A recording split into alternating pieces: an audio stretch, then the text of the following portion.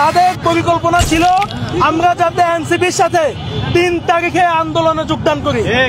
আমরা তাদেরকে স্পষ্ট বলেছি জুলাই যুদ্ধের কোনো রাজনৈতিক দলের অংশ না।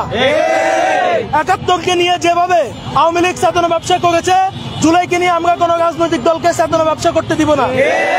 কিন্তু তারা তাদের পরিকল্পনা আমাদের মাধ্যমে বাস্তবায়ন করতে না পেরে আজকে তাদের হাতে তৈরি, অর্থাৎ অগ্রগাম জুলাইকে গঠনই করেছে এনসিপি নেতারা, তাদের হাতে তৈরি সংগঠন দিয়ে তাদের একেবারে কেন্দ্রীয় নেতৃবৃন্দের উপস্থিতিতে আজকে আমার সারা দেশের সাধারণ মানুষ পেরি থেকে যারা আন্দোলনে অংশগ্রহণ করে আওয়ামী লীগ সরকারকে উৎখাত করেছে, সেই সাধারণ মানুষগুলিকে আজকে তারা সাধারণ যুদ্ধ থেকে আজকে তাকে মেরে আহত করেছে, লাঞ্ছিত করেছে।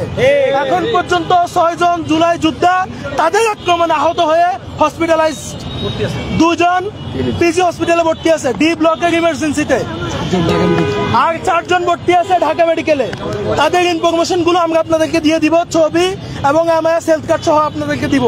তারা বলেছে আজকে নাকি যারা আন্দোলন করেছে তারা ভুয়া হতো, এখানে যারা আছে সবাই বৈধ হতো, সবার হেলথ কার্ড আছে।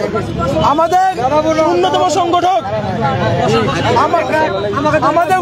সংগঠক আপন ভাইকেও তারা ভুয়া হতো বলেছে তার হেলথ কার্ড। আলোতে থাকুন, ফোকাসে থাকুন, হাত রাখুন প্রজন্মের হাতে।